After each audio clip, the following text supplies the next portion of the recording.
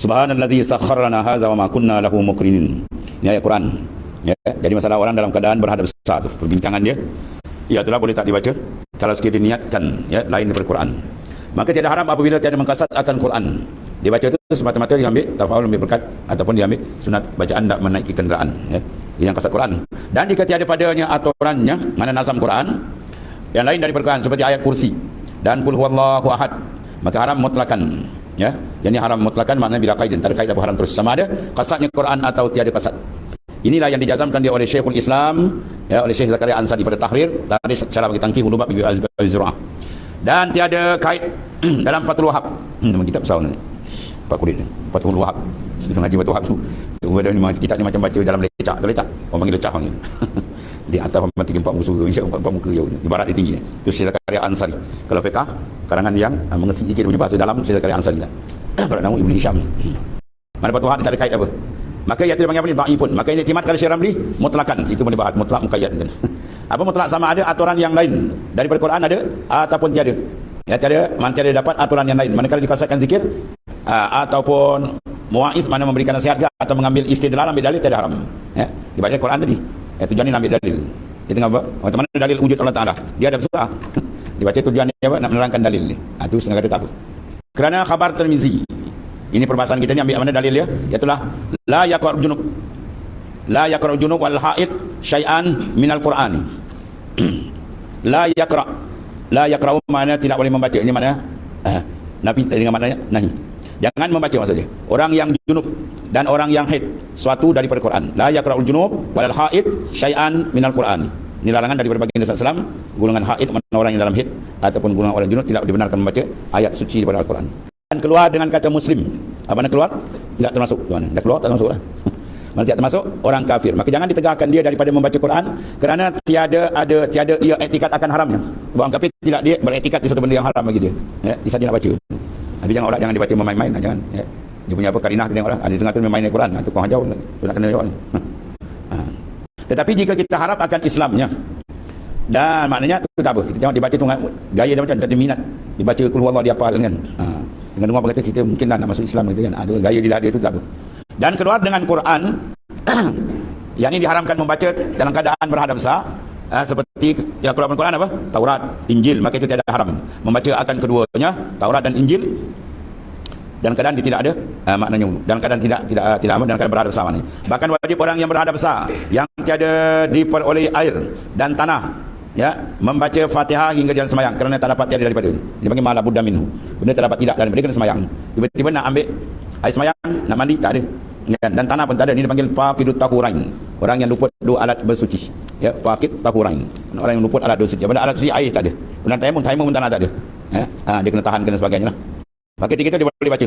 Ya, hanya dalam semayang ni kerana tak dapat tiada. Ya, yang luar semayang tak baca lah. Dan setengah daripadanya haram atas orang yang junub. Kaedah yang Islam, lagi pula yang balik berhenti dalam masjid atau serambinya serambi masjid, luar masjid, rumah serambi ni, atau jidarnya dinding masjid. Ya, jidar kan kalau kita tembok apa? Tembok sekat tu kan kita buat. Dia masuk masjid tu, dia bertinggi atas tu. Dalam keadaan dia apa? Dia ada besar tak mandi lagi. Atas semua dilarang. Atau pada hawa masjid, hawa atas, ruang atas. Apa besar ya? Atau pada raushannya masjid. Maknanya pendul masjid tak boleh juga.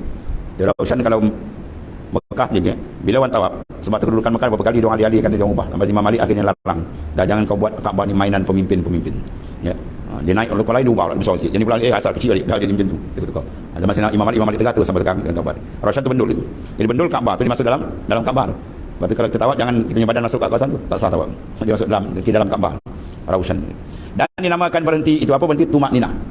Ya, kalau dalam sembahyang dipanggil tumanina apa sukunun baina harakatain. Diam antara dua gerak itu dipanggil tumanina. Kadang dibuat subhanallah atau panggil ada tumanina. Jadi begitu duduk dalam masjid dalam keadaan dia tak mandi hadas lagi. Maka ketika itu hukum dia adalah haram. Melali melainkan dia ambil sabi dia keluar. Dia masuk pintu sana dia keluar pintu sana. Dia tak berhenti. Dia lalu je. Itu tak haram, ya. Dan demikian lagi berulang-ulang di dalam masjid. Dia tak duduk tapi dia pusing. Lama masa dia. Itu pun tak dibenarkan. Ya, haram kalau dia belum mandi. Seperti masuk kerana ambil hajatnya. Kemudian keluar dia pada pintu masuknya. Yang belajar dia pusing balik pula situ. Dan sepertinya pula pada haram, tasbih daripada haram mana masuk dengan kasat nak kembali balik. Dia masuk, kemudian kasat nak datang balik, pun tak boleh juga. Jadi maknanya boleh dia melintas itu. Itulah maksud dia apa? Sucinya tempat ibadat. Ya, jaga tu, ada kemuliaan besar. Dan jika ada ia berjalan dengan perlahan sekalipun, tapi tak syaratlah kata masuk pintu ni keluar tu cepat-cepat lagi tak. Jalan biasa lagi pun tak apa. Jangan dia berhenti. Tiada maknanya dengan yang perlahan sekalipun tak apa. Tiada di berat atas ni berjalan dengan bersegera. Dalam makna dipaksa kita, awak belum mandi hadam lalu lagi. Jangan jalan. Kita penting kawan dia lagi lah. Tak apa. Tetapi jika lalu dengan tiada gharat, itu khilaful aula. Dia melintas tadi tak ada gharat. Yang tak ada tujuan syar'i. Saya saja nak lalu je. Tadi misalnya dia nak lalu pintu lain tutup, dia terpaksa lalu itu dan lalu cepat je lah. Itu tak apa. Tapi kalau tak ada gharat saja nak melintas je, itu khilaful aula. Menyalahi yang lebih utama maknanya tak usah buat lah begitu. Dia khilaful aula ni darajat di bawah makruh. Kita sampai peringkat makruh, khilaful aula baru dia naik makruh. Habis, dan perempuan yang sedang haid atau nifas, jika takut titik darah, ya, mungkin dia punya darah tu lain macam datang, ya, darah dia nampak kuat, dia punya apa, pressure dia kuat, dia rasa kalau dia pakai pun apa, lampin apa pun menitik juga, maknanya dia yakin kalau lalu ni menitik, maka hukum dia haram tu. Maknanya kalau dia yakin dia lalu ni darah ni akan jatuh ke lantai masjid, dalam masjid, maka hukum dia haram lalu atas keduanya. Coba dia orang yang nifas dan haid, ditalui sekali dia melomorkan, menajiskan masjid. Lepas masjid tanggungjawab pertama, bukan tanggungjawab tu siap kan. Kita nampak cecak ni, kita kata ni tu siap ambil kan. Tak boleh. Kita sendiri kena tanggungjawab, wajib bersihkan. Ya, sebab kan kita tak perasan orang lain pula kaki dia basah lagi pijak ni. Dah, dia pun heret tempat lain. Dia kata. Ya.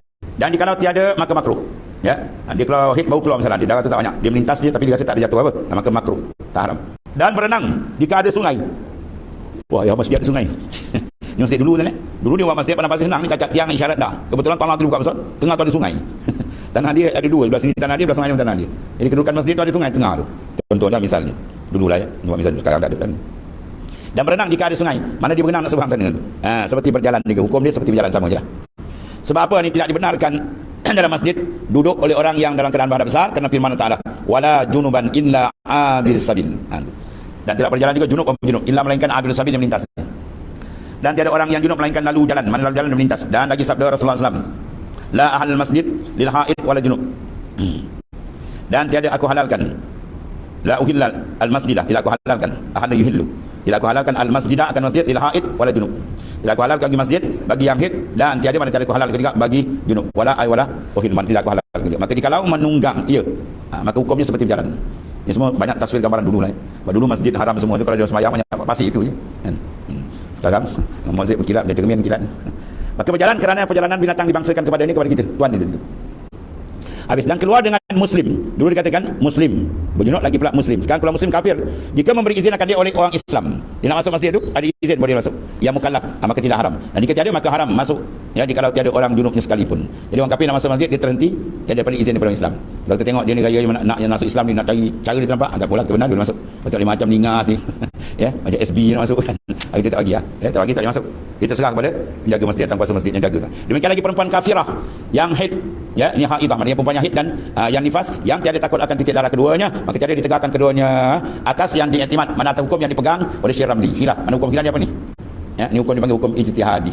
Kalau haram pun haram ijtihad. Kalau wajib pun wajib ijtihad. Ya, ada dua, satu wajib ijtihadi, ada wajib qat'i. Kalau benda tak masuk ijtihad, itu dipanggil qata'. Khilaf bagi Syekh Ibn Hajar, ditegakkan keduanya. Dalam mustalah fiqh, kalau bertembung ni kita dahulukan pendapat Ibn Hajar. Ya. Jika tiada takut akan titik darah keduanya sekalipun, ya, mana ditegak kerana hadis, ya, kerana hadas besar keduanya. Mana hadas besar keduanya? Nifas dan haid. Dan keluar dengan balik kanak-kanak, tu fa'il dia. Mana keluar dengan balik kanak-kanak tu jadi fa'il dia. Dia kalau ngaji nahwu tu ni, kalau baca straight kan kita ni tak ada titik. Keluar dengan balik kanak-kanak, oh ni kanak-kanak balik, macam tu baca dia. Ya, kan baca straight kan, keluar dengan balik kanak-kanak. Mana punya fa'il tak jumpa jari. Dia keluar dengan balik kanak-kanak. Tu maksudnya. Mana kanak-kanak? Dia tak masuk orang yang balik. Ya, kanak-kanak mana? Yang junub. Kanak-kanak pun junub. Dia kanak-kanak. Tiba-tiba dia disetubuhi oleh suami dia. Dia kanak, dia besar badan tapi belum cukup umur. Maka dia junub. Maka itu jangan ditegakkan ia berhenti dalam masjid jikalau ia junub sekalipun. Jikalau ia duduk mengaji Quran sekalipun dalam masjid sedangkan dia dalam keadaan dia berjunub. Kanak tahu. Ada pun kalau ada junub seorang dalam masjid, kita balik. Dia duduk dalam masjid, tiba-tiba dia berjunub. Seperti ia ihtilam. Dia dua cerita di pondok ni. Budak ni bila mengaji, tok guru mengajar dia tidur. Dia tidur, budak geram dia tidur tak kejut. Tok guru wallahu alam dia tidur lagi. Hari-hari macam tu apa penyakit tu. Budak tak kejut, dia kunci pintu tau. Besok pagi dia sadar di dalam masjid, besok tak terang mati kan. Dia tak tidur. Takut dia kena kunci lagi. Jadi seorang tadi dia tertidur dalam masjid. Orang kunci pun tak perasan ni jalan. Tiba-tiba tertidur di ihtilam, dia bermimpi ma'al inzal. Dia mimpi serta keluar mani. Dia kalau mimpi saja, hatta dia mimpi bersetubuh sekalipun tapi tak keluar mani, dia tak wajib. Ya, tak wajib mandi, bukan ada besar. Besar kalau yang jaga bila dia berjimat tak keluar mandi pun hukum dia berada besar. Dan tiada dapat keluar sebab takut dia nak keluar misalnya dia ada bahaya, simperang ke misalnya. atau ada binatang buas ke, atau lainnya, ikutlah, maknanya benda yang tak boleh menyebabkan dia tak boleh keluar, maka kau kunci ke, maka tiada haram atasnya berhenti. Nak keluar tak boleh kan, kau ada kunci pintu, kerana darurah. Sebab kaedah kita ad-darurat tubihul mahzurat. Bila darurat tubih, diharuskan, ya, al-mahzurat ay muharramat, benda haram tapi diharuskan apabila ada wujud darurah. Sini darurat tak boleh keluar. Tetapi wajib tayamum. Kalau dia boleh tayamum, ada tanah, tayamum lah kan. Atau ikut Imam Malik, tayamum dipukul kat dinding, ya, tepuk kat dinding, tayamum boleh. Sa'idan tayyiban. Apa makna sa'idan? Kalau mazhab kita sa'idan makna turab lahu gubar. Turab lahu gubar, mana tanah yang ada debu, itu sa'id. Kalau mazhab Malik, sa'idan martafa'a minal ard, apa saja yang tertinggi daripada bumi, pokok, dinding, apa semua boleh tepuk. Tepuk situ, tepuk muka. Tepuk kedua, tapi dia punya apa, tangan kat sini dia kias ala dalam bab wuduk, pak ta'u aidiyahum, mana tangan kat sini. Jadi Imam Malik kata tayamum dipusing gitu je. Ya, pendek. Kita tak kira kiasan ala wuduk. Kita kias wuduk sampai sini, tayamum sampai sini. Jadi kalau begitu boleh Imam Malik, ini ikutlah, boleh taklid dalam masalah. Tapi kalau tak pun, maknanya hidup dalam keadaan itu. Dia darurah. Dia dapat tanah yang lain daripada tanah masjid. Tanah tapi bukan tanah masjid. Tanah masjid wakaf, yang ambil sebarang. Tanah wakaf pun jaga. Dan mustasna, dikecualikan daripada haram orang junub berhenti dalam masjid itu siapa dia? Wa huwa nabiyuna Muhammad sallallahu alaihi wasallam. Nabi sallallahu alaihi wasallam, maka tiada haram atasnya kerana haid baginya juga. Kerana khasais bagi dia. Itu khususiah bagi Rasulullah sallallahu alaihi wasallam. Ya, sehingga fadlah Rasulullah SAW pun tidak najis sebenarnya. Ya. Kita punya najis bagi kita najis, bagi Rasul tak najis. Itu kemuliaan Rasulullah sallallahu alaihi wasallam. Dan jika ada dalam masjid itu air, maka tidak harus ia orang berjunub masuk melainkan dengan tayamum. Dan jika ada dalam masjid itu air, maka tiada harus orang yang junub masuk melainkan dengan tayamum. Kemudian jika dapat dipindah, maka hendaklah dipindahkan, ya. Maka jika tiada dapat dipindah, harus ia mandi padanya kerana darurah. Demikian lagi jika ada kolam, harus ia masuk mandi dalam kolam yang di dalam masjid. Dan sekiranya harus orang junub berhenti dalam masjid, maka tiada harus ia jima' isterinya dalam diuzurkan berhenti. Ya, dia sekarang duduk suami isteri, tiba-tiba dia dalam keadaan diharuskan. Mana apa? Dia boleh duduk dalam masjid sebab darurah. Habis nak berjima' dalam masjid tak boleh. Itu tak boleh. Pada kata faham dia dah berjunuk ni, jima' pun tak ada apa kot. Jangan, itu tajuk lain. Di dalam uzur, ya, dia berhenti seperti tiada harus, maknanya sambar ladu. Mana sambar ladu orang haid tadi, ya, mana dua lelaki isteri serta jima' di dalam berjalan kedua. Dahsyat, berjima' sama berjalan. OPK habis itu dan. Jadi la'ala sawab kata jika tiada air. Itu apa jika ada air? La'ala munasib dia jika ada dalam masjid itu air. Mudah-mudahan la'ala munasib dia jika tiada ada dalam masjid itu air. Kalau ada air dalam sana, ya, maka tiada harus orang junub masuk melainkan dengan tayamum. Dia boleh masuk dengan tayamum. Habis. Kemudian jika dapat dipindah, maka hendaklah dipindahnya. Karena kalau dia berpindah tempat lain lah. Maka jika tidak dapat pindah, harus dia mandi padanya kerana darurat.